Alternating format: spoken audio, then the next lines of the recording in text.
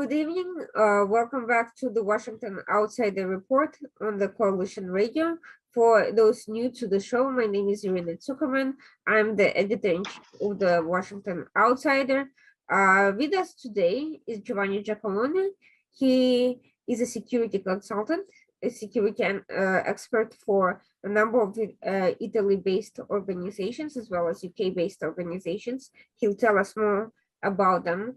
And he has prepared a report discussing the rise and proliferation of Islamism in Latin America. We have heard previously from Joseph Humara on the Washington Outsider Report about Iran's ties to Venezuela, about the proliferation of Hezbollah, as well as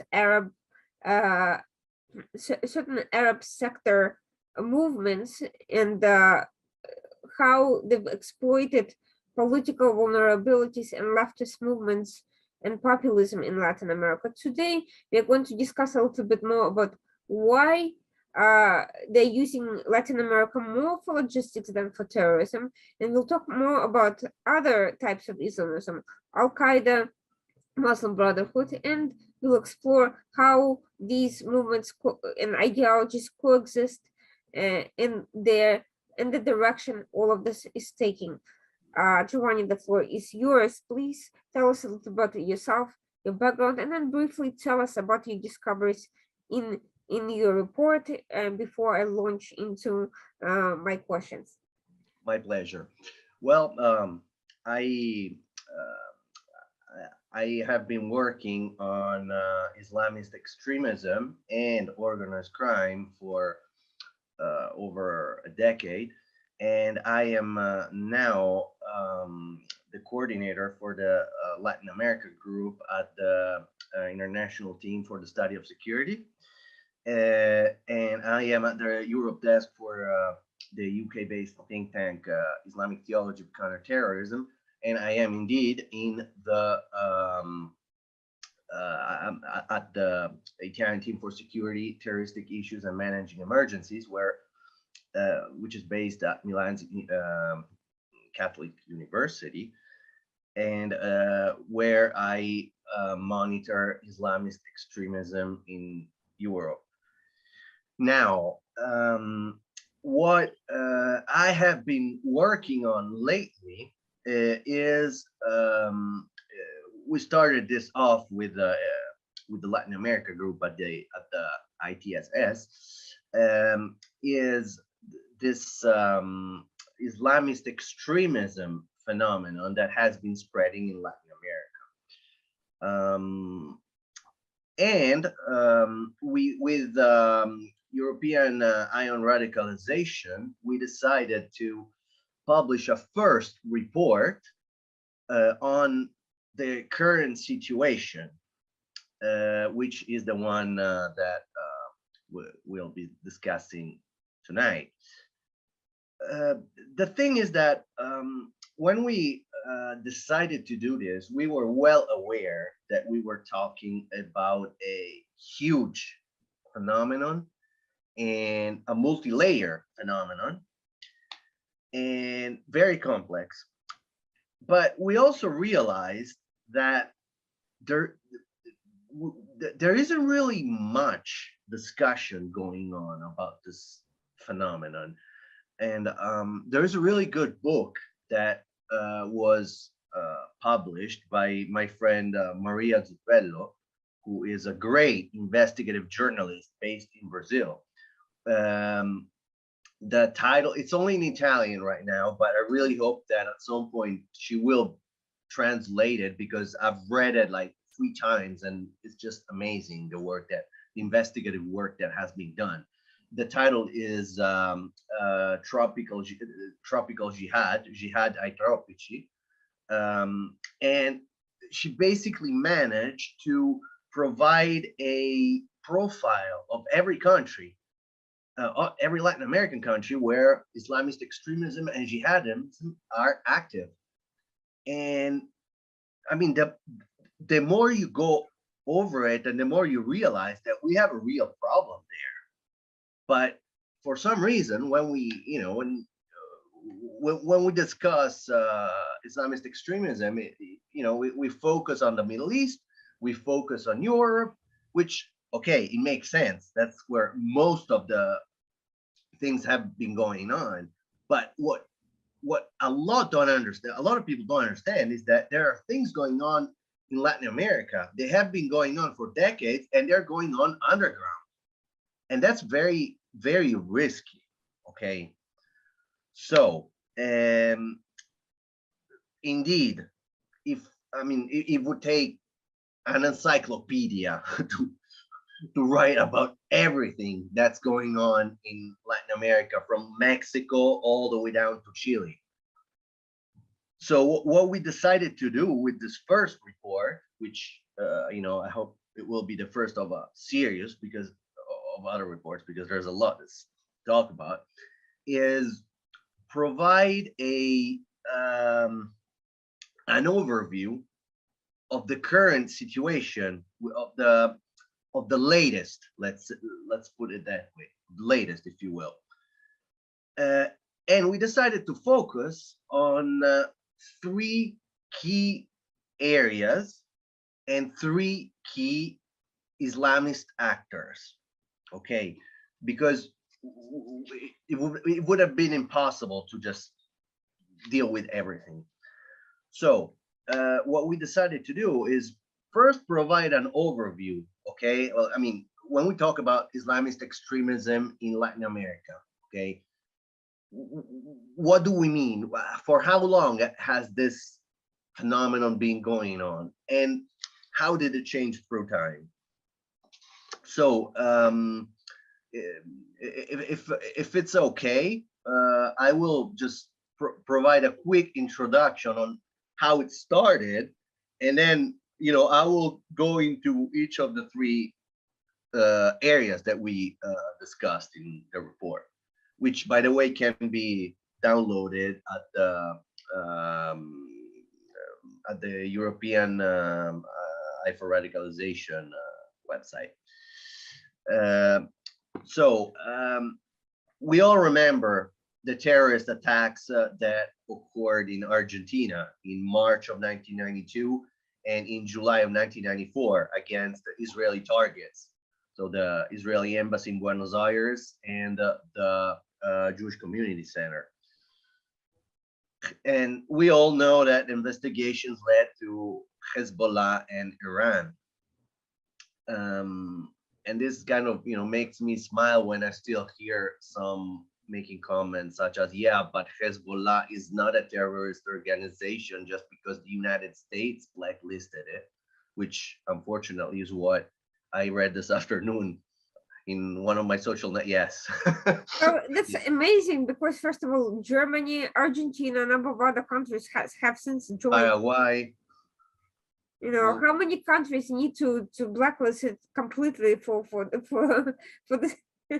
Yeah, and even the European Union did blacklist its armed wing, which is still it's a first step. But we all know what Hezbollah is.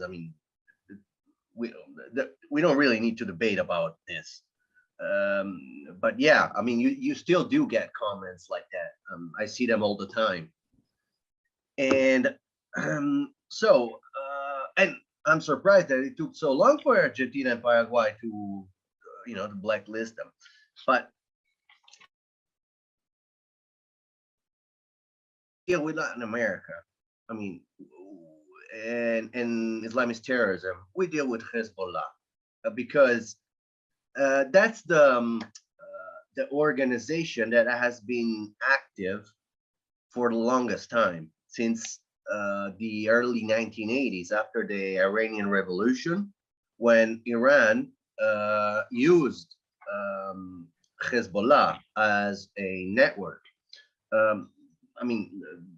We all know that Latin America is a very particular continent where there are no proper counterterrorism laws. It's very easy to operate, and it's very easy to exploit illicit trafficking, corruption is very, the corruption level is very high. So, I mean, Hezbollah and Iran were the first ones to take advantage of this. And I'm not going to get into the Alba country group, Venezuela and Bolivia, because that's, we know how Venezuela and Hezbollah and Iran are on a bit, they have been on a very long honeymoon, and they still are. But there would be just, we would need to just have an episode just on that. So we know that. But what I think it's very interesting is and that's what we did, is to see how Hezbollah immediately settled in the Triple Frontier.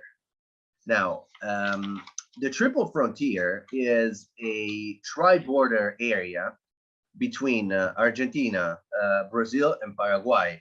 And it used to be in the late 70s, early 80s, it used to be a very popular area for tourism and commerce. But then it also became a hub for illegal activities and smuggling of all kinds of things, weapons and drugs, of course.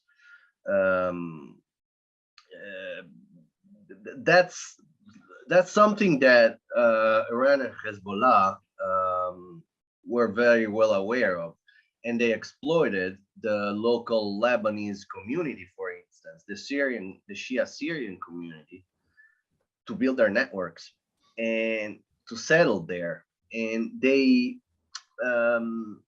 basically built an economic hub, and with the revenues they would be able to finance terrorist activities worldwide. Okay, so that was let's say that Hezbollah was the pioneer in Latin America. So they managed to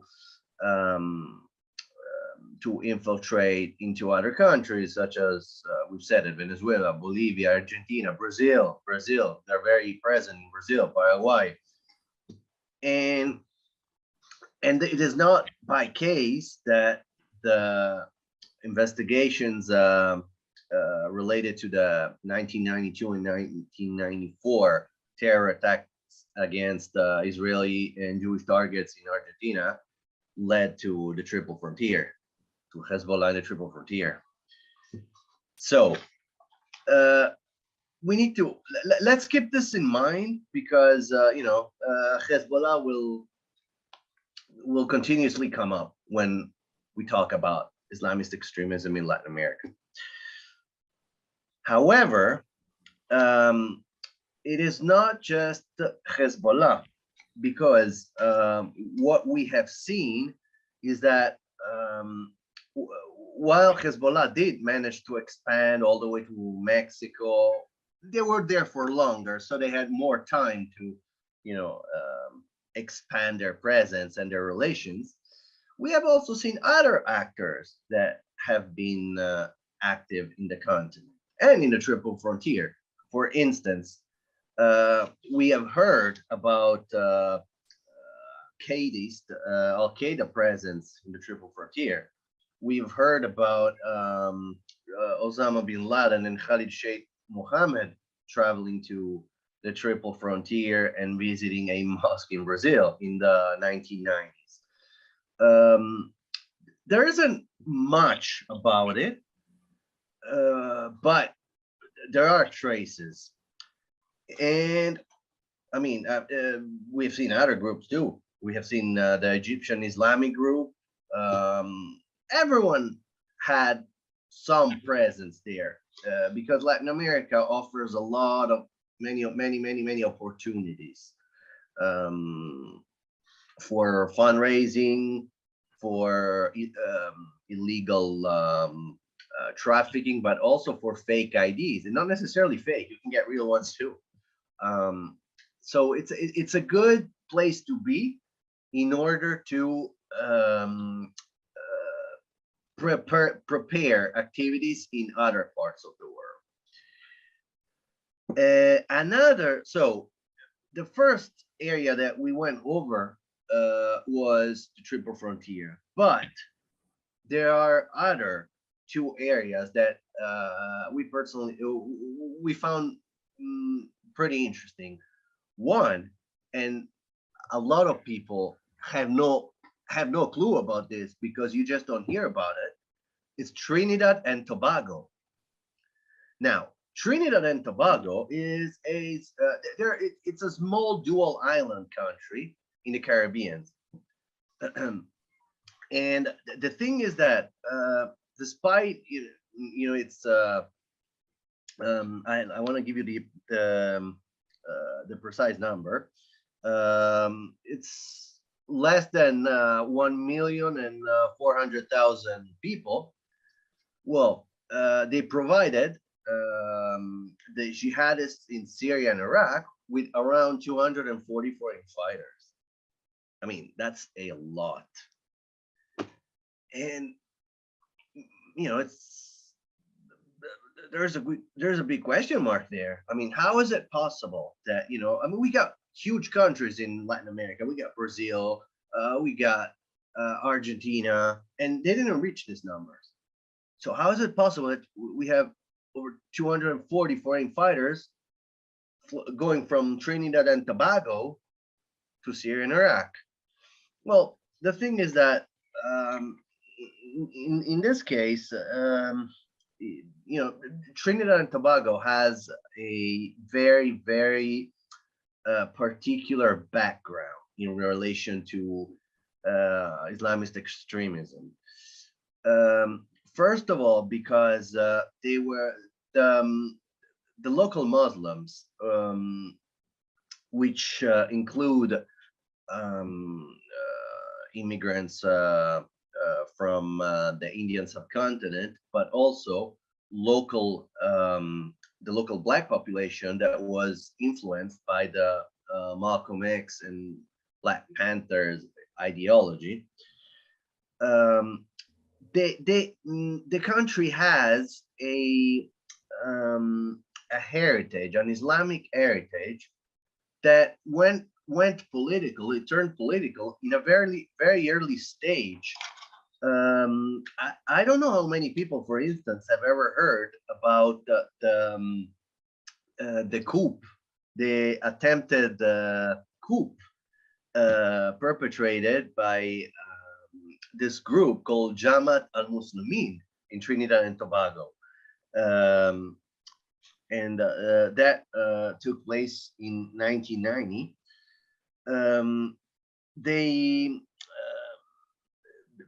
It was a very strange case because there at the time it wasn't really considered a coup to install Sharia, but rather a revolt of a specific Islamist group called, as we said, Jamaat al-Muslimin, against the government, because the government was disturbing, was bothering their business in a specific area of the island. Okay, so there has been a lot of discussion about this. So was it an attempted Islamist coup? Was it, in my point of view, take it as it is, it's the thing is far more complex and needs to be redimensioned. When we deal with Trinidad and Tobago, we need to understand this. The island has a huge problem with street gangs. Okay, we got Muslim street gangs, we have Rasta street gangs. That is the situation, and it always has been. So what basically happened, in my point of view, is that at the time, one of these organizations, which the organization that we cited, was having its own area of control, and they clashed with the government. And at that point, since it's very easy, just in that country to obtain weapons, they just tried a coup and they attacked the parliament, the government building. Sorry. So that already gives us an idea of what a particular country we're talking about. What happened, what later happened is that salafism came in, okay? Different, from different directions, not necessarily violent salafism. Some was not violent, but it was still promoting a separate society that obviously doesn't do any good to integration. And it is, I mean, we know that. I mean, promoting separate societies, separate Islamic societies will can fuel extremism, because it automatically brings up the idea of us against them. So Salafism began to root within the Islamic communities there, and at some point, with ISIS, a very, by now it's a very well-known cocktail that came up. Some people were basically looking for a reason and to live, for an identity. Doesn't necessarily mean that they were poor, okay, or in economic distress, because there are profiles of Trinidadians that went to Syria that came from wealthy families. So we cannot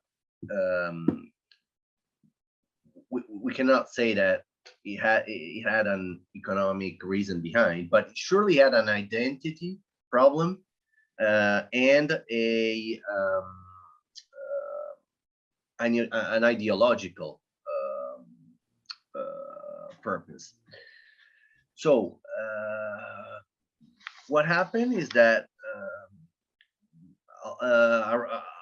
around 240, not altogether, of course. I mean, it was like a flow, like in every other country, but a conspicuous flow of volunteers began to join ISIS, and especially from the Rio Claro community, which is in the south central part of Trinidad. According to statistics, around 70% of all foreign fighters from Trinidad and Tobago came from that area, and most of them lived near this, within or near this settlement that was led by this Islamist preacher called Nazim Mohammed, who was a veteran of the 1990 coup. And now a lot of people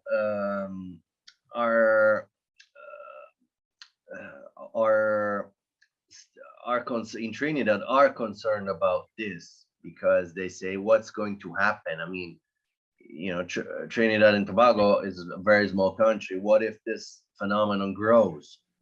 Which I don't think it will, but we still need to be careful about this, because even if it will probably not affect the island itself or its stability, it will create other problems. It can create other problems, which means it could become a launching site for attacks for instance, in the United States.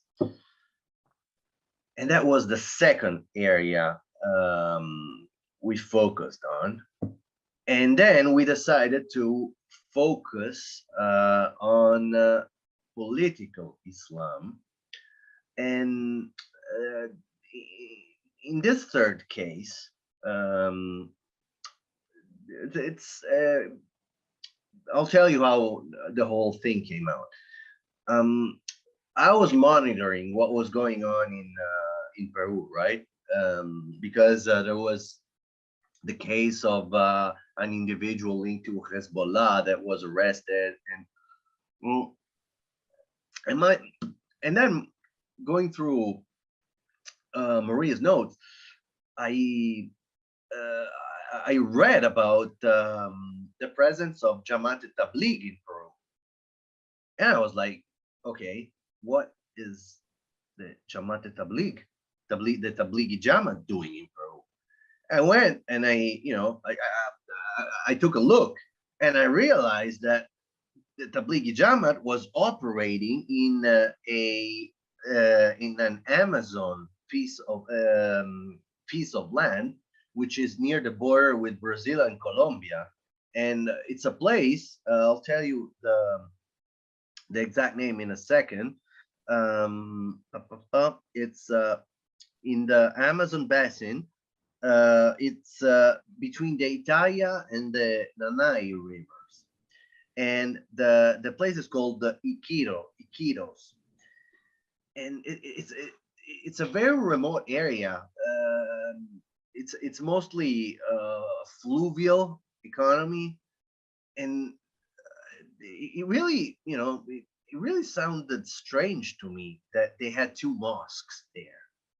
So I decided to take a closer look at it, and it turned out that um, there's a there's a very strong proselytism activity, dawa activity by the Tabligh in that area, and I even uncovered a video which was on YouTube, where they are trying to they're obviously trying to convert the local natives to Islam. I mean, you can see them making them repeat the Shahada, and you can tell that. I mean,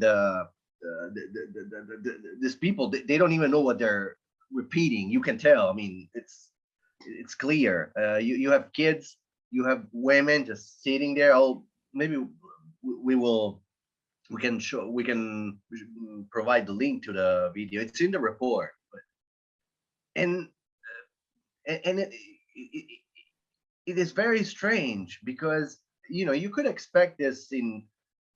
I'm not saying that it doesn't have to be a rural area, but that is really remote. That is really really remote and near the border. And my question, the question that came in my mind was why are they always operating near borders? That does come up, and then we further investigated this, and we decided to see who was helping them, who is providing them support to conduct that type of activity. And we basically found out that they had an agreement with IERA, which is a missionary group which is based in the UK, and it came under the lens of Sharia Watch UK and the Charity Commission for its anti-Semitic and homophobic views. As if it wasn't enough, the founder of this organization, Mr. Anthony Green Abdul Rahim, was also prevented in 2005 from boarding a flight to Australia because he appeared in the Australian government's alert list. And this was, one first thing that we uncovered. And then at some point we realized that there was another individual that was helping this Tabligh community out. So we went to see who. I mean, it's on their Facebook profile, so it's all it's all there. Anyone can go and see it if it wasn't removed, but we have the screenshots, and we found out that this Tabligh group was also connected to the Magdalena del Mar Mosque in Lima, which is the capital of Peru. And we went, we tried to figure out who was behind this this organization, which is called Comunidad Islámica de Perú, Islamic Community of Peru. Well, it is enough, it is sufficient to see their Facebook page to realize that they are closely connected to the IHH, the Turkish IHH, which is a notorious Turkish conservative NGO, which has been accused of being linked to the Muslim Brotherhood, to jihadists in Syria, and it also made the international headlines in 2010 for sending, the famous the 3-ship flotilla to break the Gaza blockade. And so, I mean, you can see from the pictures that they get, every Ramadan they get aid from the IHH, and they even had an event with the Islamic, with the Turkish Prime Ministry. So basically, Turkey is backing this this is the Comunidad Islámica de Perú, operating in Lima and helping the Tabligh in this Loreto region in northeastern Peru, near the two borders. And this is clearly a very interesting phenomenon, and maybe, I mean, in my point of view, it's probably, if we take the 3 areas that we have examined in the report, this is the one that I found more interesting, because it's silent, it's very, very underground. Okay, we don't really hear anything about it. I mean, with Hezbollah, we know it. We've been knowing it for decades. We know Latin America, Hezbollah. We know that. Okay. ISIS, well, ISIS is a different story, because ISIS, I don't consider it a traditional organization. It's, with the Italian Team for Security, I like to use Marco Lombardi's definition of ISIS, which is basically a franchising.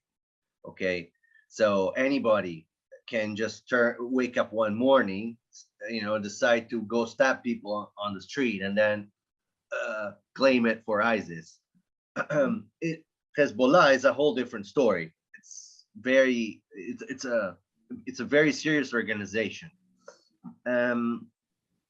But this Islamist silent infiltration in the remote and poorer areas of the continent is of great concern, and it reflects for instance, the Muslim Brotherhood strategy of infiltrating from below, and then start off with this progressive path going upwards, and colonize the community, colonize society, and then move into politics. And that is obvious. That is, in my point of view, that is a clear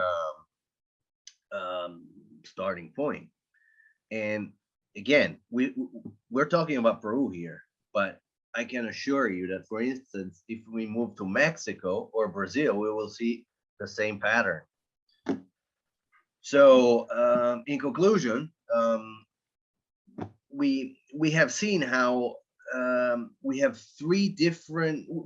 3 different areas, 3 different Islamist phenomena with different peculiarities, but they are all 3 of serious concern for security worldwide.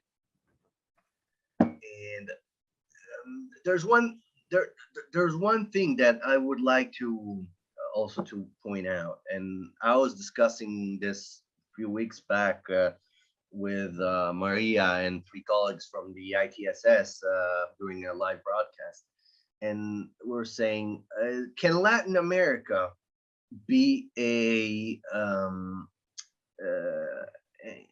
an area for terror attacks? Well, it can. It has been in the past, in the early 1990s, as we previously said. But we really need to keep this in mind. Latin America is a gold mine for terrorism, because, as we said before, it's very easy to operate. There aren't proper counter terrorism laws that are currently working. It's very easy to raise funds and conduct all kind of illegal activities. It's very easy to smuggle weapons, and it is very easy to use the continent as a hub to launch attacks in the United States. I mean, we heard about Islamists infiltrating into the United States from Mexico, right? So it's not difficult at all. So, in my point of view, I mean, it is possible that there will be attacks, possibly in those countries where institutional control, security control is weaker. But usually terrorists don't attack where they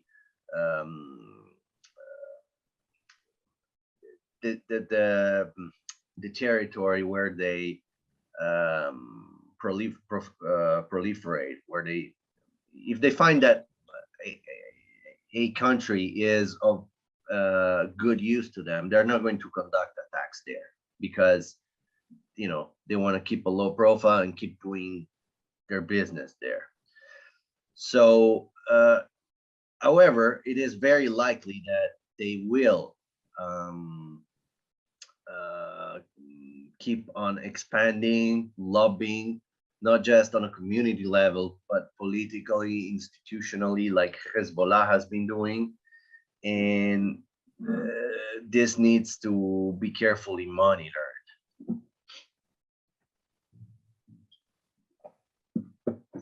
So you raised a number of issues, but I'm going to start with actually the more obvious one, with the issue of Hezbollah. In light of what you are saying about how Argentina, all these countries are great logistical, fundraising, lobbying hubs for Hezbollah. Nevertheless, we remember those anti-Jewish attacks there. You also mentioned in the report the Panamanian attack where a disproportionate number of Jews were killed. I'm sure it's not a coincidence. Why were those attacks? Why did they take place at all? What is the reason for them? Why were only those attacks happen? Were they a specific message for a particular time? Why did they take place at all? Why were I understand that the Jewish targets were because they're Jewish in those countries, probably preferred those targets to be to more mainstream, political or other things, but nevertheless they took place, and then we hear nothing more, but that story continues. We heard about the prosecutor in Argentina. What exactly was the point of all of that? And can we expect something like that to happen in the near future with the return of leftist populist governments to most of Latin America? Well, the reason why these attacks occurred are quite clear to me. At the time, Iran wanted to show that they were strong, they were powerful, and they could operate indiscriminately wherever they wanted in Latin America against Jewish and Israeli targets. Argentina has one of the biggest Jewish communities in Latin America. It's a very big community, and Iran and Hezbollah said, you know what? We'll show you that we can hit hard, we can hit in the capital, and we can hit the Israeli embassy, which means the Israeli government, and the biggest Jewish community of organization of the country. And that was a political message. We can do whatever we want because, as a matter of fact, we're doing it. Don't think that just because you're on the other side of the world, you're safe. And as we all know, I mean, what is the objective of terrorism? It is to cause fear and to politically pressure governments and institutions. So they wanted to show that they were powerful, that the institutions had to deal with them. And I think that they also wanted to show that unlike other Islamist actors, they had the power, they had the tools, they had the means, they had the money, the funds to conduct such an attack. And unfortunately, and very unfortunately, they also had the possibility of getting away with it. And I am saying this because, I mean, when did Argentina put Hezbollah on the blacklist? Just recently. See what I'm saying? Exactly, and who knows what's going to happen, because since then the same people who were responsible for the oversight to begin with returned to power.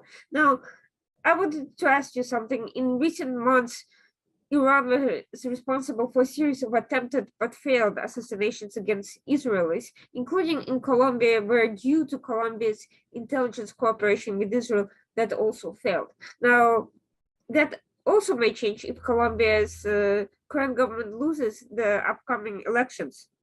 Yes. And it's said that there is a wave of pro-Iran sentiments gathering strength. Now, again, looking back at what you said, that Iran, Hezbollah, they generally want to make these Latin American countries useful to them for fundraising, for political support, for all these things. Why would they continue to do these failed, these assassination efforts, which aren't even doing all that well? They failed in every instance that they've tried recently. Why would they continue doing so, especially with governments that are not particularly friendly at the moment? Well, that's a very good question. Regarding Colombia, we need to understand this.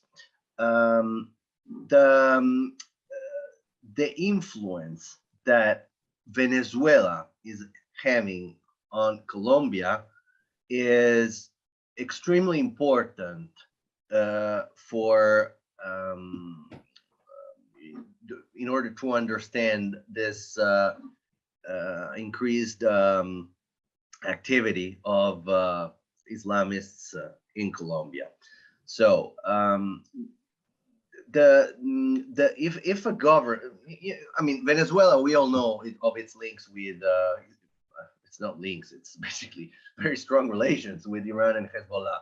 So by the time Venezuela manages to influence the Colombian political arena, Islamists, Hezbollah and Iran and whatever, they feel safer in operating inside the country. So once they do feel safe, they won't have any problems in trying to perpetrate attacks, because that nobody will go after them. I mean, it's something that has been proven by facts. The Argentina case teaches teaches this. So they're aware that even though they do want to use these countries for as hubs for all kind of activities, they still have the opportunity to conduct attacks, especially in those countries where the political situation is unstable, where the institutional system is fragmented. It's very easy for them to operate in this type of environments. Let me give you a very simple example. When we talk about Colombia, we're not talking about a monolithic bloc. We're talking about a very complex country with a very complicated internal situation. For the Islamists, it's very easy to operate on the border, where we all know that the border between Colombia and Venezuela is very easy to cross, and there are a lot of illegal activities and traffics going on there. So what will prevent, let's say, Hezbollah from infiltrating Colombia, trying to conduct some sort of political lobbying with parties or groups that are close to the Venezuelan regime, while at the same time operate in on the border with, let's say, in different illegal activities, and at the same time organize some potential attacks against targets in Colombia. It's not. I mean, it's not France. It's not the United Kingdom. It's there are some areas that are out of government control. So one thing doesn't rule out the other. They can very easily engage in illicit activities on the border, conduct political lobbying in Bogota, and at the same time perpetrate attacks, and then just cross the border with Venezuela. This is in case of Colombia, but this could happen in other countries too. I mean, what you're telling me, by the way, this pattern of having these, parts of populations that are not completely under federal control, I don't think Colombia is the only such case. And in this case, U.S. policy and the policy of other countries interested in counterterrorism, I think they kind of miss that huge point that,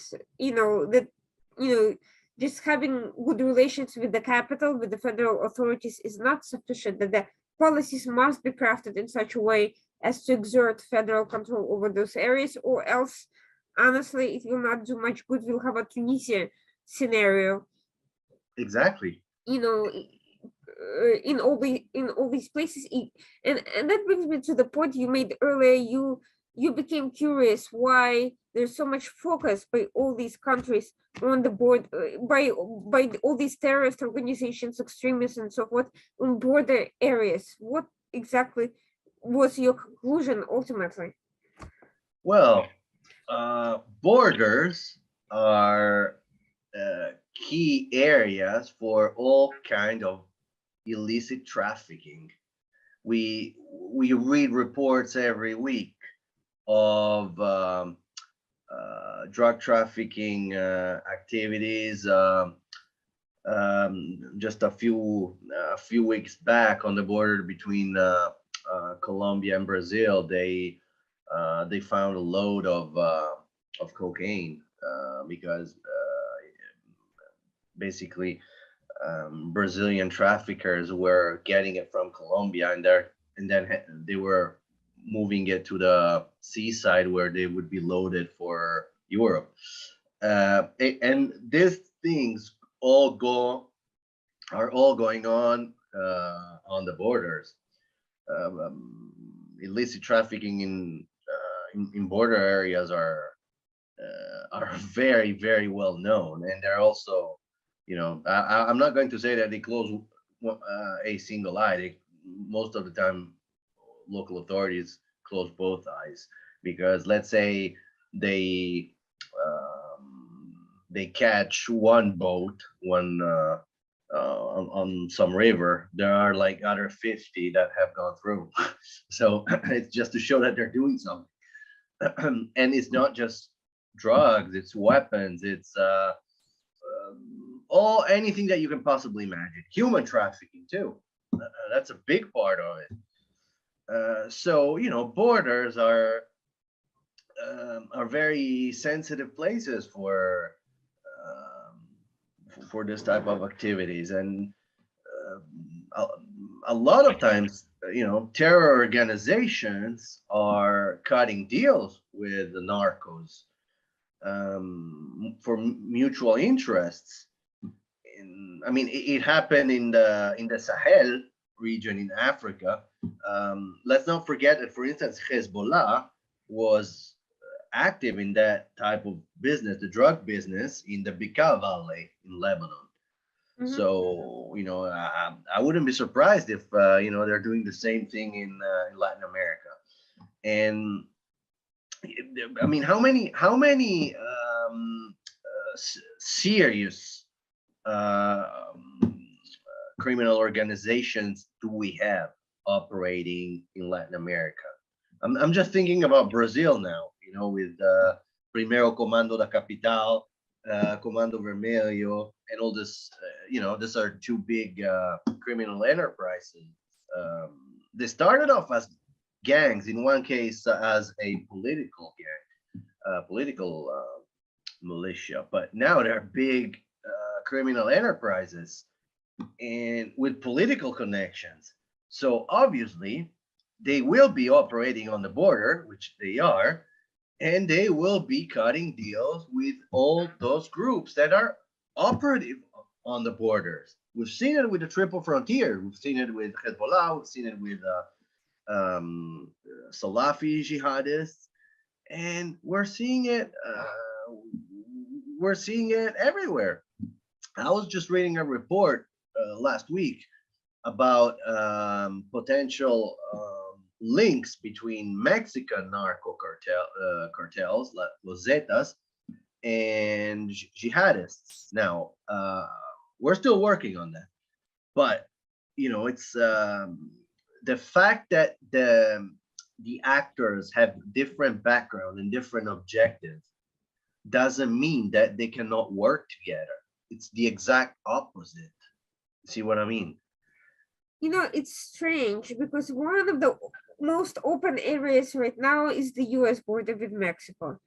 And there's been a lot said about human trafficking and criminals and all sort of, and drugs being smuggled over the border. There's no end to it. But this potential for cooperation with terrorists and extremist Islamist groups has been significantly underplayed. There's been rumors here and there of Yemeni jihadis supposedly being tied up, and but this and that. Either those terrorists have been exceptionally careful to avoid detection and avoid getting caught, or there's something else going on, because it does not make sense to me. I would think that this would be an ideal situation for them to exploit and to build up their presence on the US side in those areas, for if for no reason than to have that safe entry for the US and to cause problems. So the question is, why is there no alarm being raised about this Mexican border situation being exploited by these groups? Well, the Mexican border issue is very, very serious, and unfortunately, it is being underestimated by the current administration. In my opinion, Islamist extremists have a huge interest in infiltrating the United States, settling, they can maintain a low profile. They can, you know, when we say sleeping cells, they can sleep for years, and throughout that time they have the possibility of organizing attacks. Um, they can, you know, they can conduct surveillance, see which targets are easily are easier to target to hit, and as long as this situation along the border goes on, you know, they can just send in more people. And the thing is, it's all about money. Okay, so if they want to, if Islamists want to infiltrate, they want to cross the border, they will pay those who know how to do that. And we all know that there are criminal organizations on the border between Mexico and the United States that, you know, have been in this business for for ages. I mean, I still remember in the early 1990s when they were building this tunnels between Arizona and between Mexico and Arizona. You know,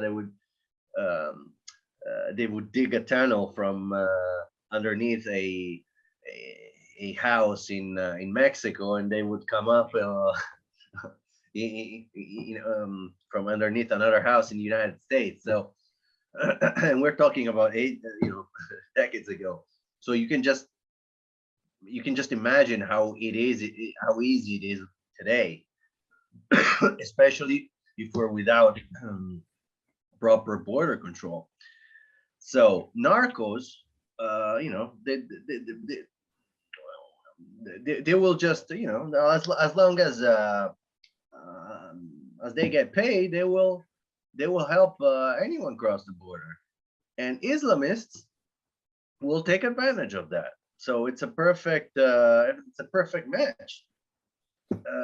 You don't People need to realize this. It is not difficult, and it doesn't take a lot of time for, let's say, an Islamist cell in Venezuela or in Bolivia to travel all the way to upward, all the way to Mexico, reach the border, and cross into the United States.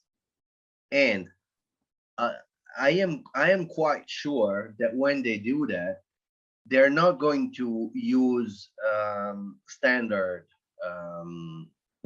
pathways. If they're Islamists, they will probably know better. They will probably have better deals with the criminal organization, and they will make sure not to be detected.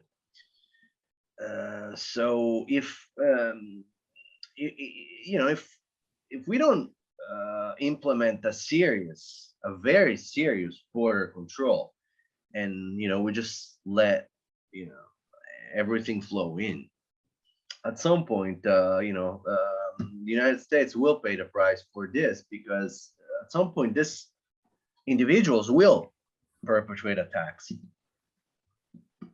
So that, you know, this is very concerning. A lot of Islamists, of course, can get in the US in perfectly legal ways or recruit domestically. They don't need to sneak over the borders. But in terms of smuggling weapons, smuggling drugs, money, all sorts of other things, that's why, you know, borders are very, very helpful. They don't have to worry about coming up with explanations. Now, but in terms of cooperation, there is another point that you drew, which is the areas of cooperation between Iran and Al-Qaeda, Hezbollah and Al-Qaeda, and the fact that the rise of those Al-Qaeda, you know, presence, it coincided with the rise of Hezbollah. And a little bit has been said about the cooperation between Iran and Al-Qaeda leaders before and even after 9/11, and how some of them are still there, and then how some of them went to Afghanistan recently in light of recent events. Not nearly enough has been said about cooperation between Al-Qaeda and Iran proxies such as Hezbollah.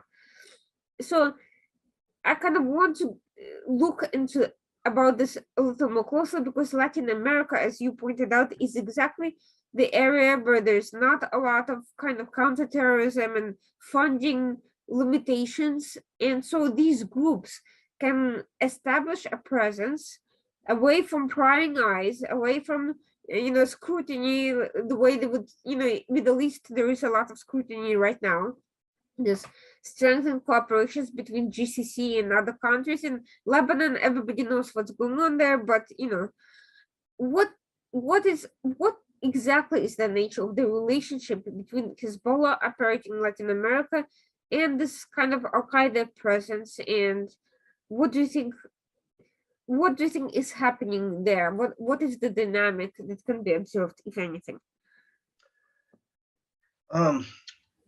We need to understand this, and it is important to understand it, because otherwise we'll just get the whole thing wrong.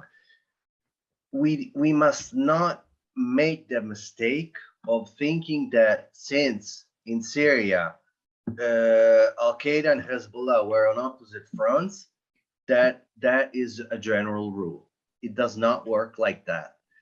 Al Qaeda and Hezbollah, in my point of view, are cooperating. They are cooperating. They have been cooperating. Iran and Al Qaeda too. They have been cooperating in the past. We know that, and the point is very simple. The enemy of my enemy is my friend. Okay? Does that make sense? Yes, of course. So if they have a common target, which might be Israel, might be the UK, might be America, they will work together.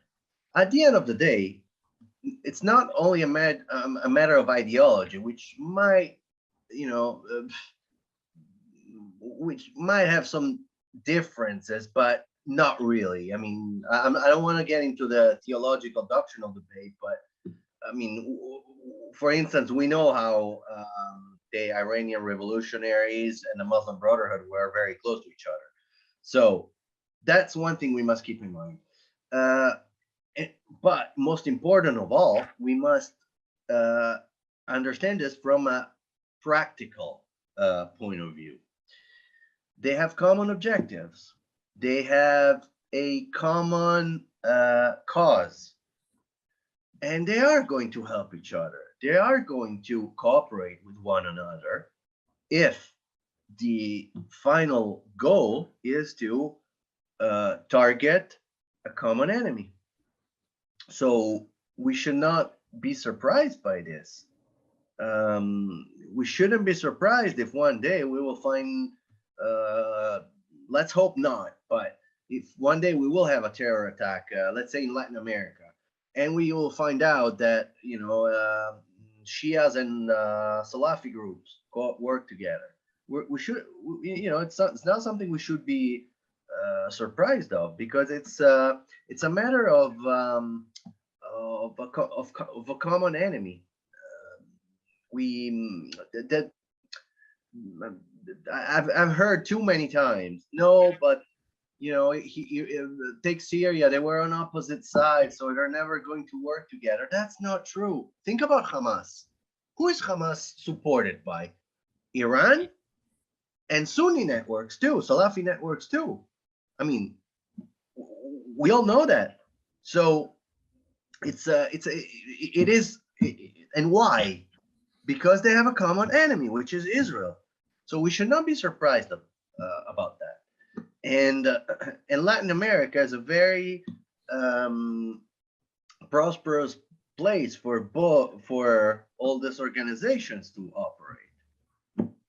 So for Bin Laden to have made that visit, he must have had some level of accommodation from Hezbollah for that even to happen. The question is, are they to some extent competing for resources?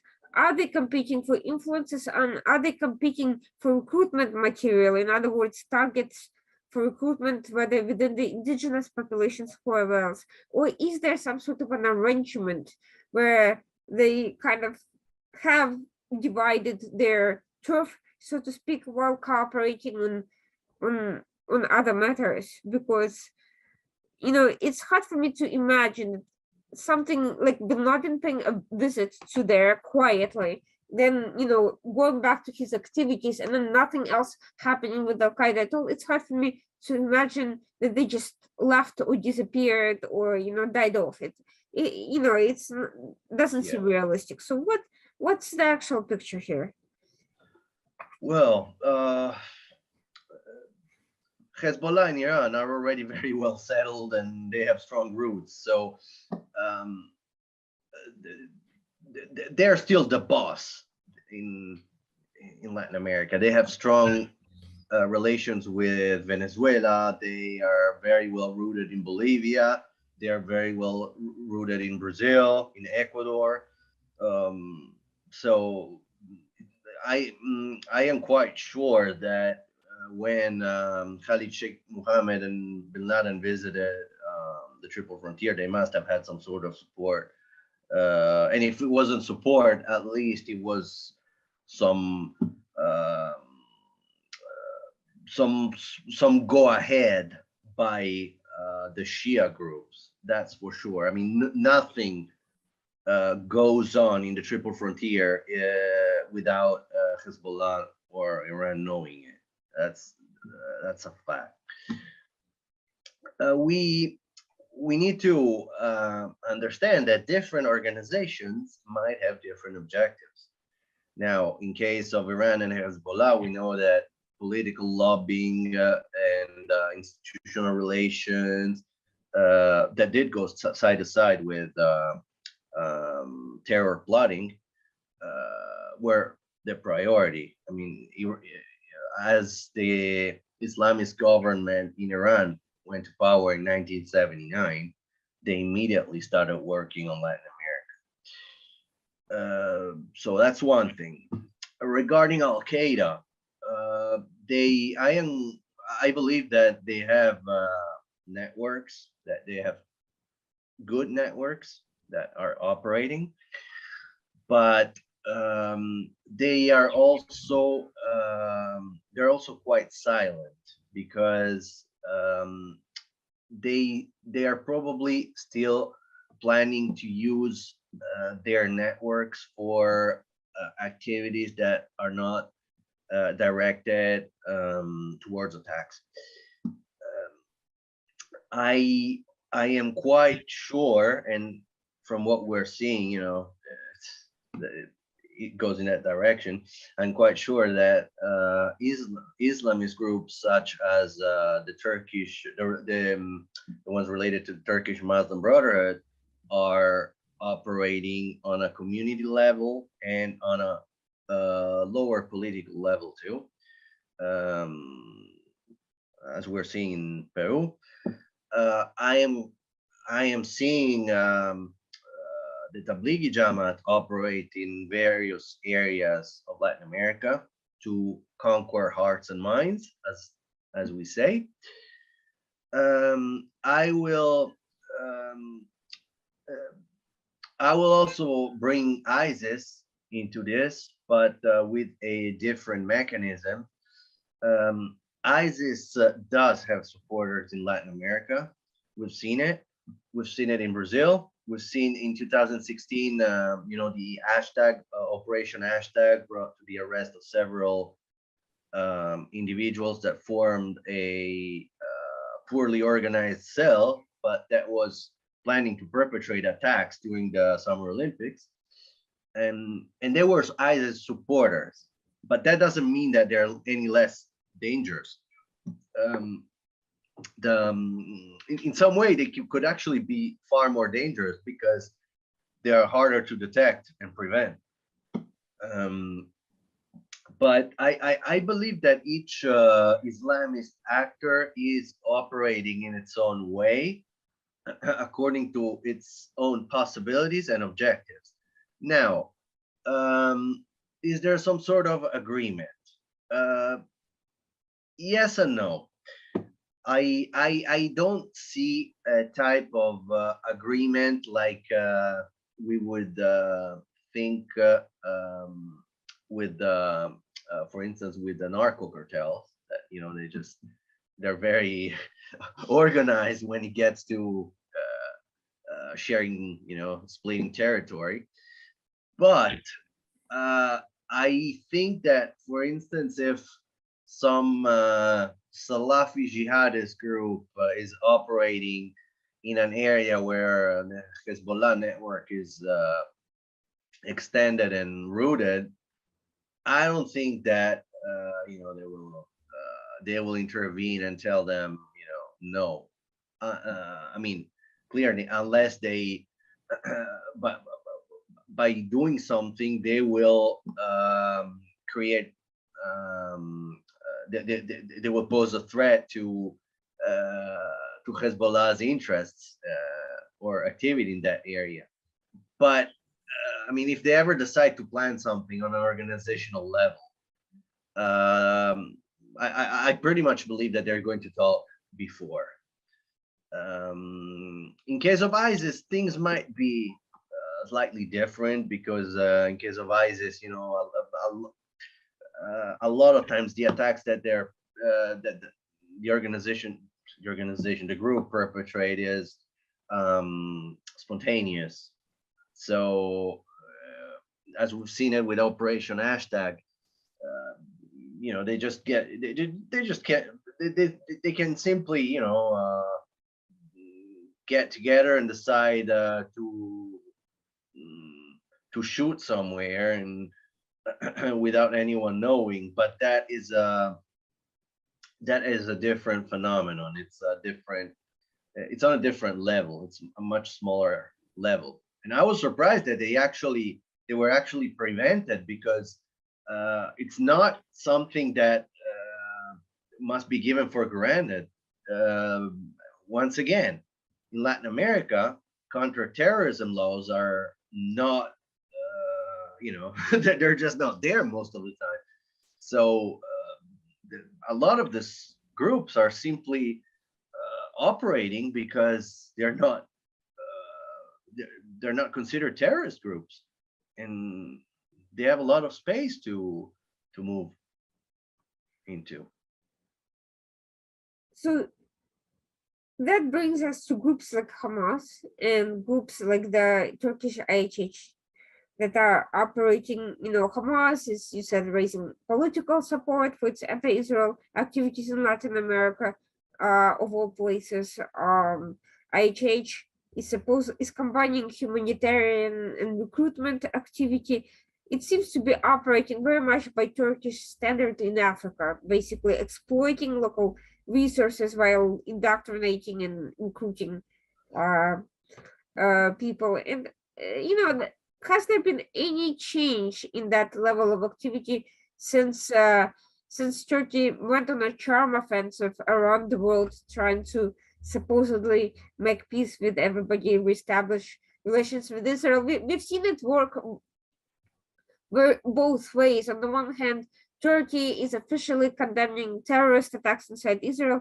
On the other hand, they blamed the recent spike in Hamas violence and attacks on Al-Aqsa Mosque on Israel, despite the fact that it was very clear what happened. So, this kind of duplicitous attitude that somehow nevertheless gives them brownie points, how far does it extend in terms of curtailing their Islamist activity?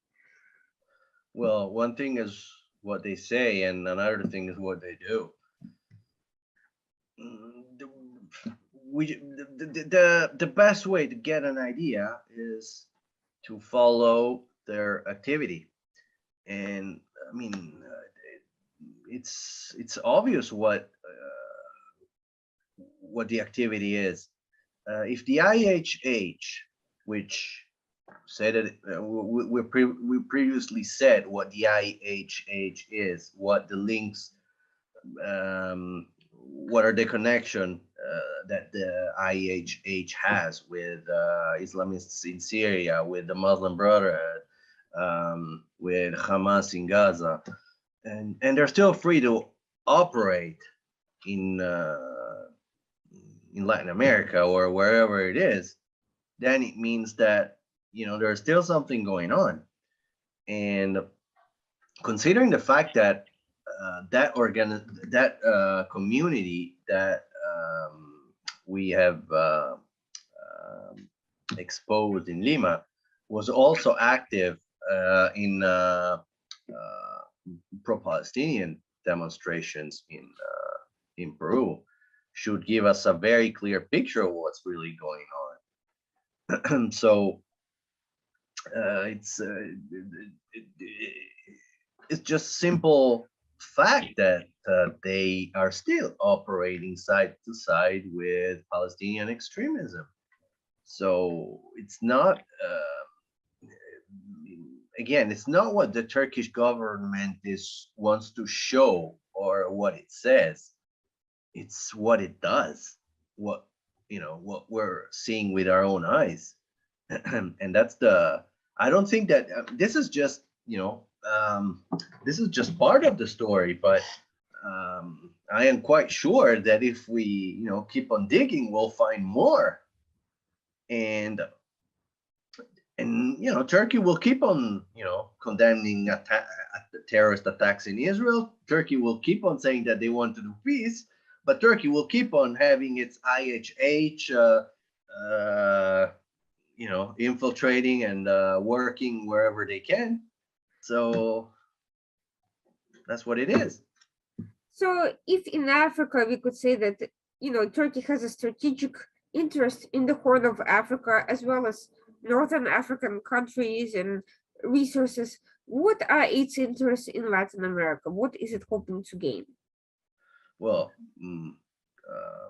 Turkey has economic interests, hegemony over Muslim communities, which is that's something. I mean, we've seen it in Somalia.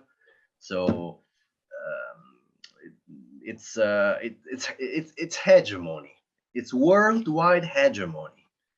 It's not only in the Middle East. It's worldwide.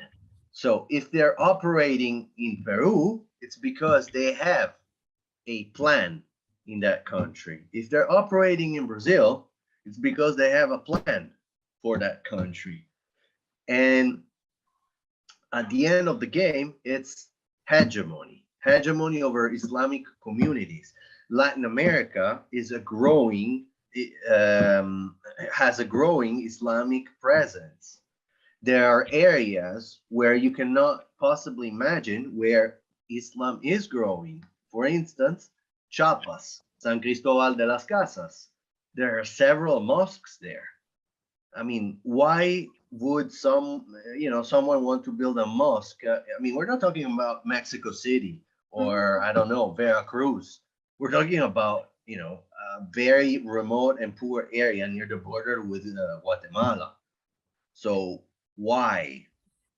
And it's I believe that Islamists are very well aware of the power of conquering hearts and minds.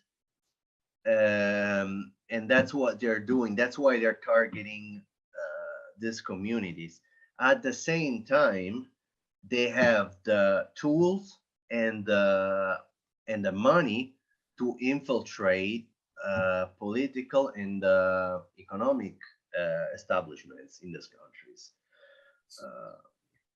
It's funny that you mentioned this because Guatemala, of all the countries, has been touted as a model of, tolerance. It basically had its own version of Abraham Accords with Israel. It not only normalized relations, but has extremely warm relations on top level.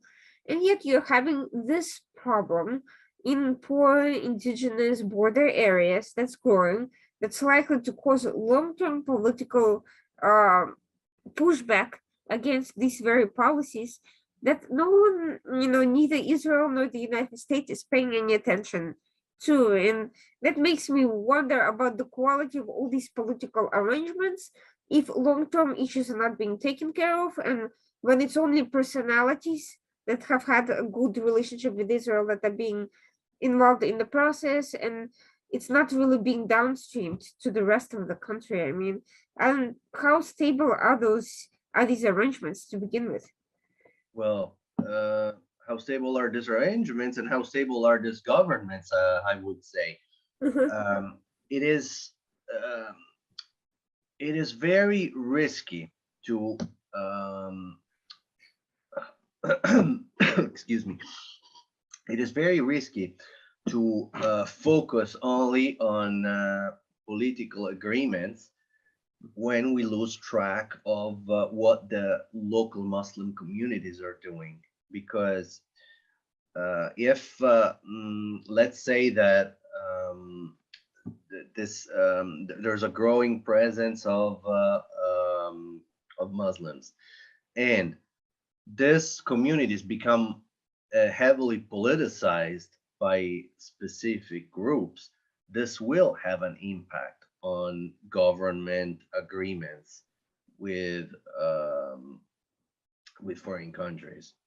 So let's say that we all know that most of these Latin American governments are not stable.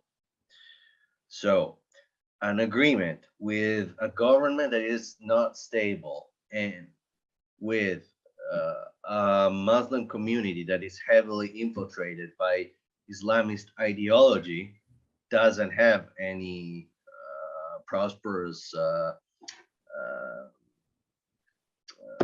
potentials, because at the end of the day, these communities can acquire power and pressure local governments.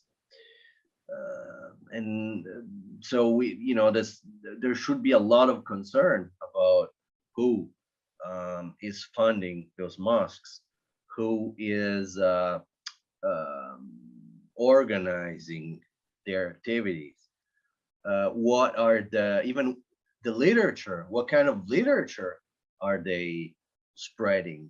Because I wouldn't be surprised if that we see Said Qutb or Al-Modudi in those bookshelves. It happened in Europe. I see no reason why it shouldn't happen in Latin America. It is very important to um, closely observe, monitor, and eventually take action in order to prevent this type of um, phenomenon.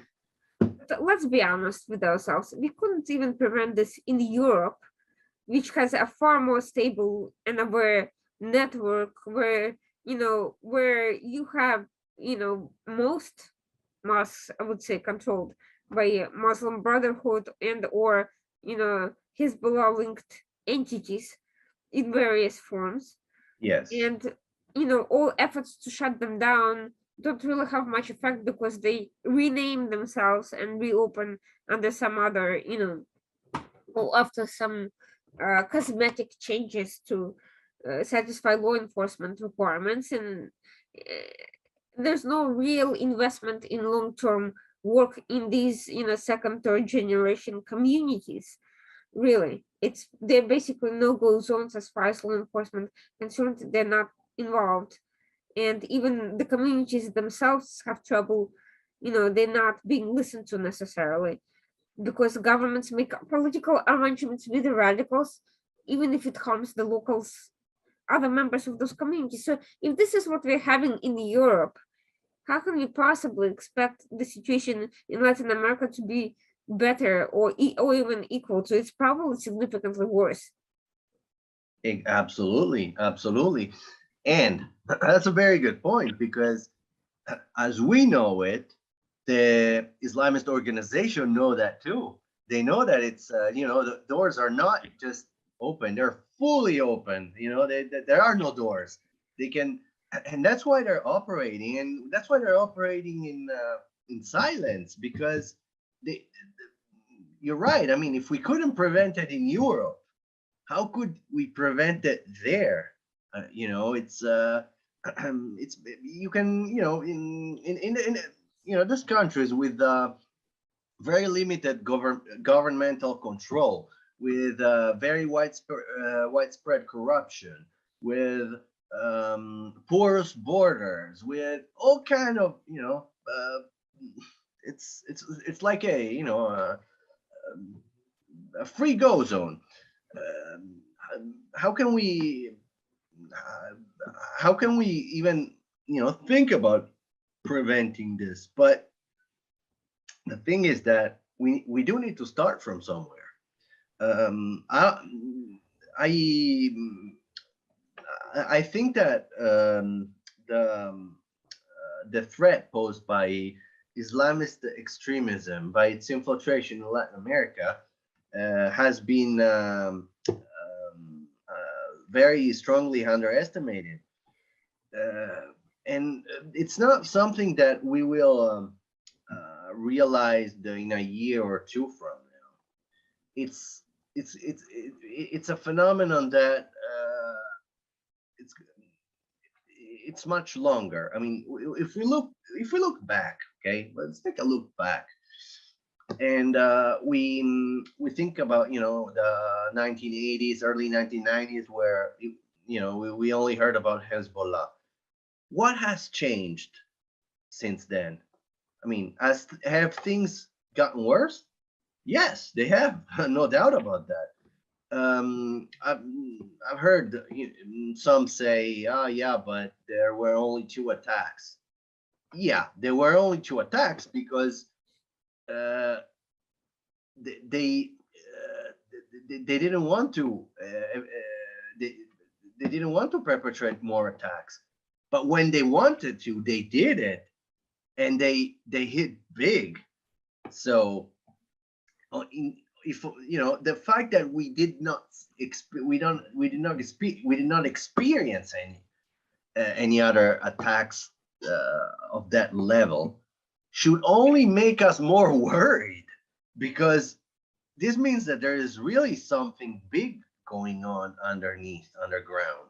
You see what I mean? I mean, So at the end of the day, this is ultimately US responsibility. I mean, European institutions can monitor, they can try to make some arrangements, but this is US backyard. At the end of the day, US is responsible for creating uh, a cohesive regional strategy and cohesive counter extremism. I wouldn't just say counter terrorism, but counter extremism infrastructure that it should be consistently developing with its neighbors. It should have a map for preventing radicals from gaining political power in those countries in general. And when you have leftist populist governments, of course Islamists and all other groups are going to take advantage of that, and this is exactly what we are seeing. I don't believe US has ever had a consistent strategy when it comes to that region, except during the Soviet era and only vis-a-vis the Soviet Union, but not as countries in itself. And we've seen where that has led. That has yeah, not ultimately, addressed the underlying long-term issues at all. It has not created more stability. It created, the dictators that we liked for a little while, and that's it. well, I mean, if you think that um, Latin America is United States backyard, and Brazil and Argentina especially. I mean, if after the two attacks in 1992 and 1994, it took all those years to have Hezbollah blacklisted, uh, and by the way, by Argentina and Paraguay, and that's it. And they're still free to operate. If we still have these groups maintaining strong relations with countries such as Venezuela or Bolivia, then it means that the United States have had them. I'm not even going to say they failed. They probably didn't really do anything They didn't to. even try. They didn't even try to get rid of them. I mean, otherwise, we would be seeing a very different reality. It's This is quite clear. And if we have, I'll take the Trinidad and Tobago case again. If we have 240 foreign fighters leaving such a tiny island, then it means that something is wrong, and things simply, haven't been faced as they should have. And that brings me to the point, about Trinidad and Tobago and your point about ISIS franchising out, jihadism. This case reminds me of Sri Lanka, where there was this big terrorist attack by local pro-ISIS sympathizers who, and there was this long argument whether or not they had external international terrorist organization support and links and to what extent. And Sri Lanka is not a Muslim country, it's a Buddhist country. Majority, this has created a tremendous internal backlash against other Muslims. And what people forget is that there are kind of two, there is the regular Muslims, and between them there's a fight between Muslim Brotherhood types and that are more politically oriented and the more, jihadist violent over, oriented Islamists. So none of that has actually ever been addressed since then. There's been cosmetic attacks on banning hijabs in schools and things of that nature, but not really any communal fixture. How close are we to the scenario in Trinidad and Tobago? I think that the context is different because in case of Trinidad and Tobago, it's not a Muslim country, but the Islam is very strong.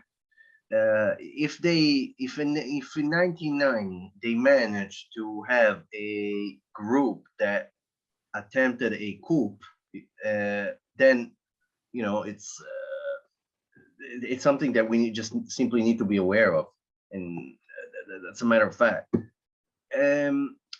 The problem with Trinidad and Tobago is that it's a poor country.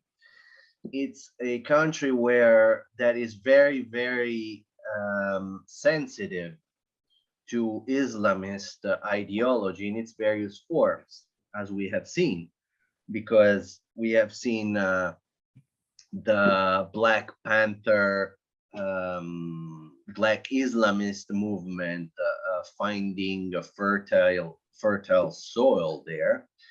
We have seen different types of salafism finding fertile soil there. No matter if the preacher is from India or Pakistan, or if it's a convert, or if it's there are areas of there are parts of the Muslim communities that are very sensitive, very receptive to that type of ideology.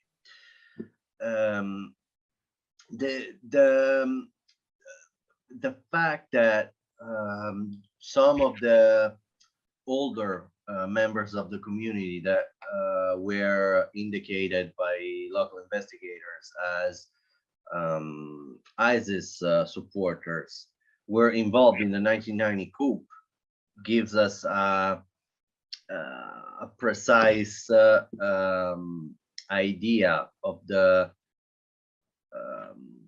continuity that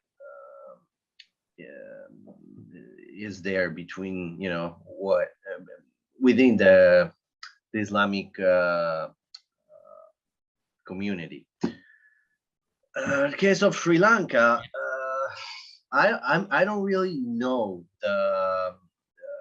the situation in Sri Lanka, but as you said, it's mostly it's a Buddhist country with a Muslim presence, but it was mostly a problem of ISIS supporters that I don't know if they had any international support or not, but they basically activated from within to hit in the island.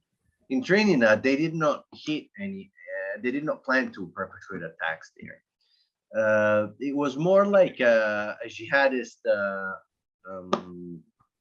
a jihadist launching site for for the Middle East, with a risk that in the future it could become a launching site and a hub and a launching site for attacks abroad. It's very telling that U.S. has had paid no attention once again to this disproportionate enclave of recruitment, right, uncomfortably close to it at all. There has been nothing, for all the discussion that ISIS is dead or nearly dead, that it's junior league or whatever it is, clearly they were savvy enough to identify vulnerabilities in proximity to US own interests and establish a presence there and figure out how to exploit the negligence of the local authorities and the disinterest of the international community. Yes, yes, absolutely. And we need to also understand that, as we previously said, Trinidad and Tobago, just like Jamaica, for instance, they have strong gang issues. They have Muslim gangs, non-Muslim gangs fighting for territory, and that settlement that we cited before, where we said where a lot of the foreign fighters came from. That's an area that is under a specific control, and it's not very different from an area that is gang controlled. So we really need to understand, that it's a very specific situation there. There are weapons. There are the political situation is not stable. So it's the United States should be very, very careful about what's going on in that tiny country, because it's also very close to Venezuela. And we should keep this well in mind, because I don't think that it would be very complicated for Trinidadians to get into Venezuela and from there try to, Trinidadians, Islamists I'm talking about, of course, and from there trying to, move upwards.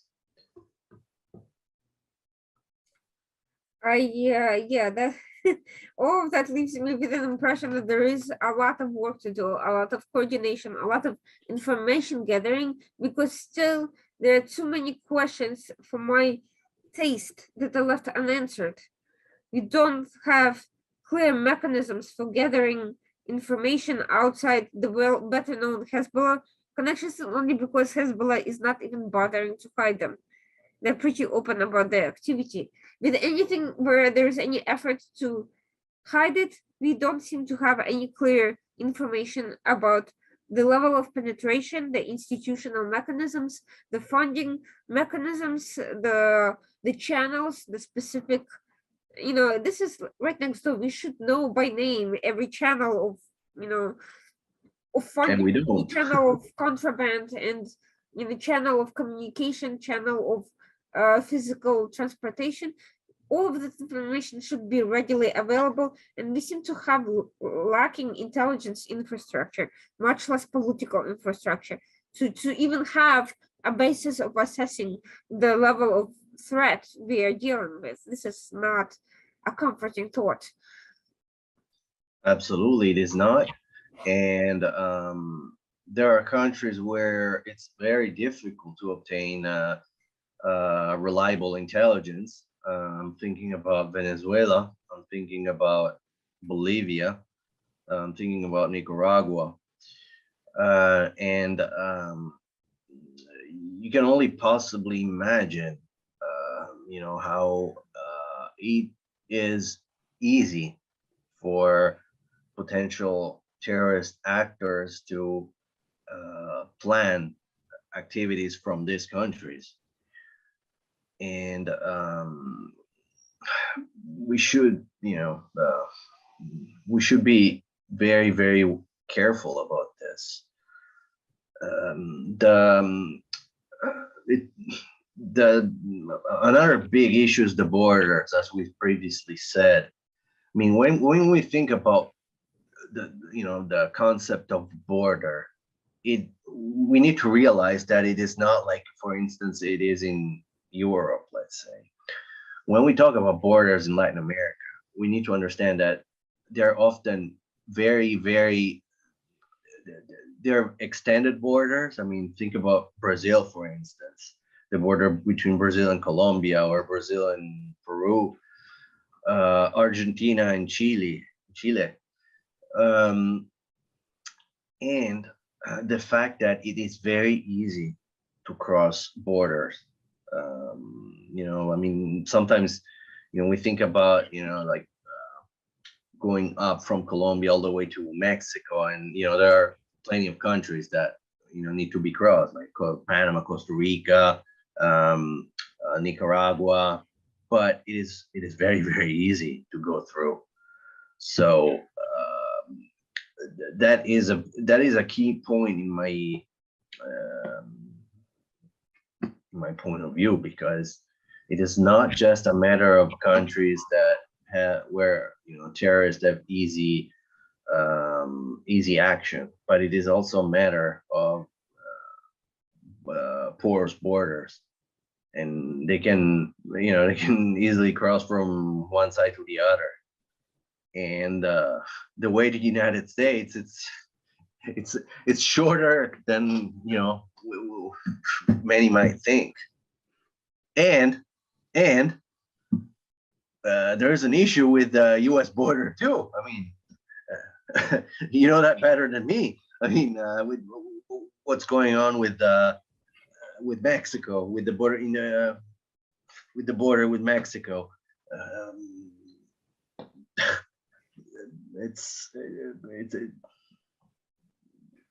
So I'm going to ask a question that's a little provocative. Now we are hearing that Ecuador is on the verge of collapse, that it's negotiating with IMF for a loan, while pursuing climate change goals essentially imposed by by US and all these other international institutions and its own governance priorities. We're seeing this climate change agenda being pushed everywhere as a top national security priority. Meanwhile, it's actually costing a lot of money to implement, and you have Russian services benefiting from precisely that, and you have China and so all these actors.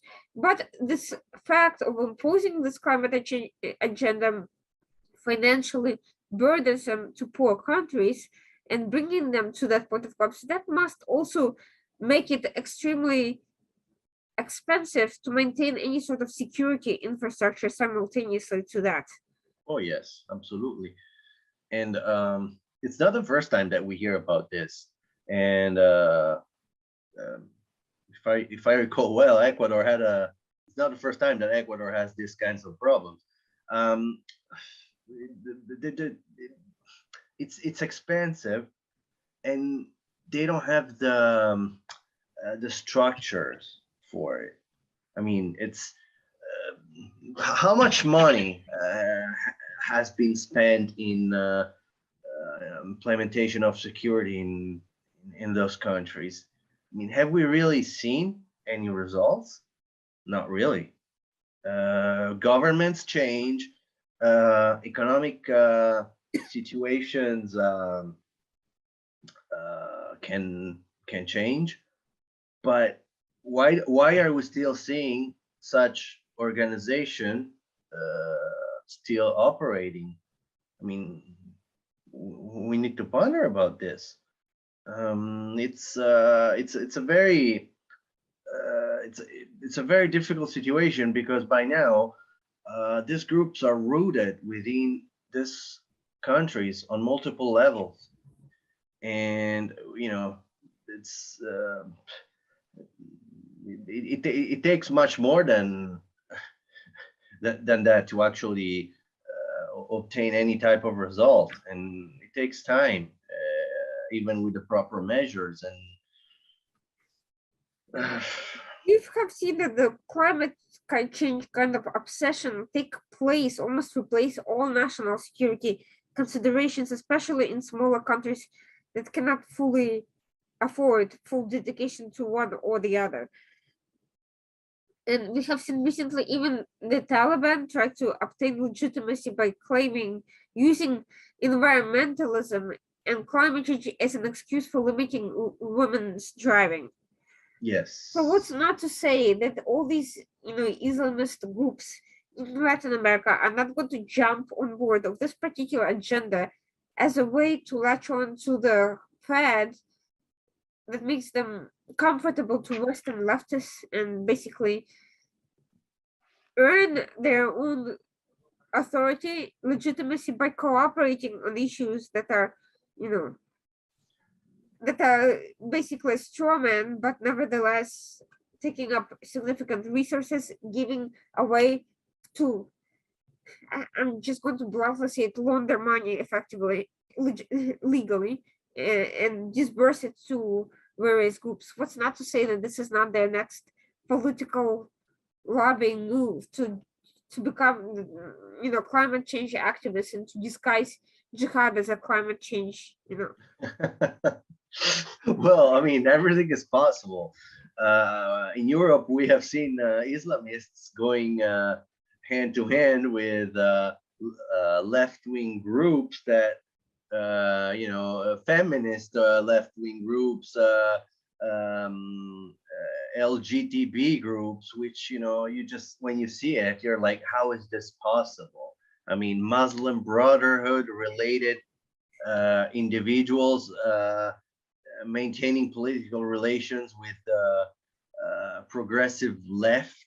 I mean, and you can just you cannot avoid asking yourself. I mean, do they know what the ideology behind is? But look, Islamists will cut deals with anyone, okay, and they will adapt their outer face in any way to obtain their objective. So we can expect anything from them. That's the thing. Unfortunately, we're seeing that almost everything that's being done is exactly the opposite of what should be. Instead of providing effective support for infrastructure building, for long-term economic development, for education that would effective education that would prevent radicalization, we are seeing demands about climate change and this and that without really US or international community caring about what effect it actually has on the local environment or communities or economy, or who is in charge of implementing these agendas, whether that money actually ever reaches anything or just is used to line up corrupt politicians' pockets. We're seeing extremely destructive policies that come to cost to regular people and that help radicals, including these jihadis and Muslim Brotherhood and whatnot, taking advantage of a permissive and chaotic climate. Absolutely. I I think we have just identified a new and growing front for the next war theater of war in their operations. Africa is already there. We're seeing jihadist movements from the east and the west collude in the middle, causing problems that are unmanageable. And we are seeing growing number of African recruits to radical organizations, Oh yes. migration and crime and all of these things. So Latin America seems to be not far behind, and it's unlike Africa that for the US that you can say it's close, it's more of a European problem or Middle Eastern problem. Latin America is right there, and Keep Yeah, in mind one it's thing. part of a triangle of narco trafficking to Africa. So it's not like it's completely disconnected either. We're seeing these multiple security fronts now kind of becoming that are grossly overlooked, completely unmanaged, that are now effectively directing, the sharing best practices, information, logistics, everything else. And meanwhile, US still can't figure out whether or not to arm Ukraine. I mean, this is the level of Yes, the one, this this this is the level of complete operational malfunction that we're seeing in Western world versus the effective coordination by state and non-state actors pursuing their agendas. This is exactly. Keep in mind one thing. Islamist ideology and jihadist ideology, well, they find fertile ground where institutions are absent. What does that, if you think about it, why do we see the Tablighi Jamaat, for example, operating in remote areas of the Peruvian Amazon? Because it's easier to conquer hearts and minds. It's easy, they go there, they help build the shacks, they help to work work soil, they bring in food and other type of aid, health equipment, and in the meantime they promote the ideology, the religious ideology they support.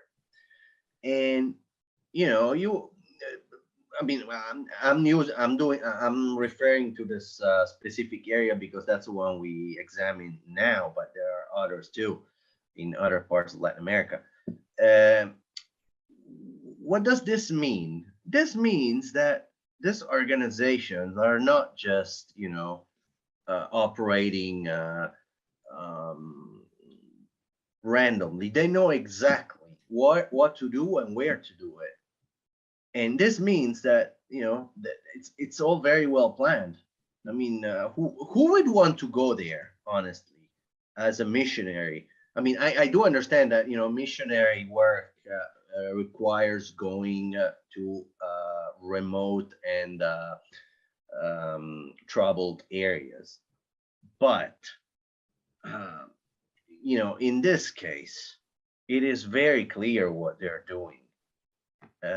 It is very important for them to grow a community that will pose the base for for the future, solid basis for the future. And it's something that we've seen it in Africa as well. So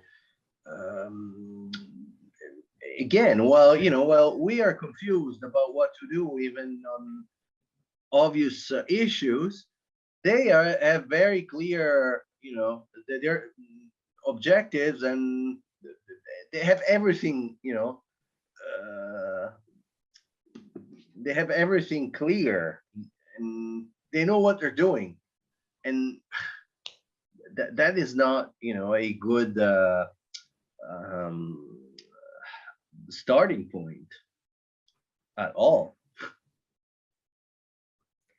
I would have to say that now this explains why some human rights activists working for Algeria and all these, places also happen to be active in Ecuador, in the Amazon. And, at first I couldn't really see the connection and why would people be active in such completely distinct areas, but now it's, pretty obvious. Yes, it is. It's more than obvious. Even if we think about the favelas in Brazil, during it was 2014 and 2016. I remember getting information about different Salafi preachers that were operating in this troubled areas. The reason was obvious. Again, conquer hearts and minds in places where they can find fertile ground. This is a phenomenon that has been going on for quite a while. And I am not saying that all those who convert to Islam automatically become jihadists. Absolutely not. But it will also be possible that they will find volunteers there for potential actions. And Trinidad and Tobago is a clear example. If a country of 1,400,000 people provided 240 foreign fighters, then that's a fact of concern to me.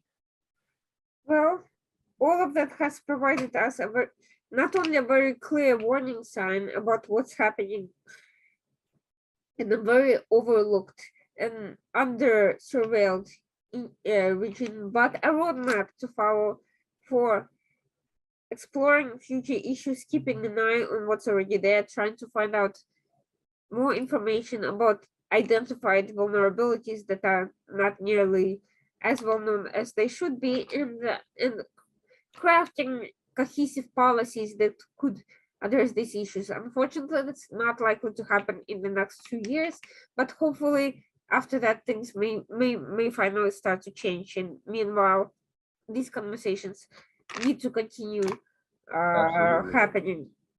Thank you so much for joining us today. Thank you for this report, and I look forward to your future discoveries, because they are always enlightening and unexpected. And I'm still waiting to hear about the book about the Italian intelligence failures, because this is as relevant as ever, given everything that we've just discussed.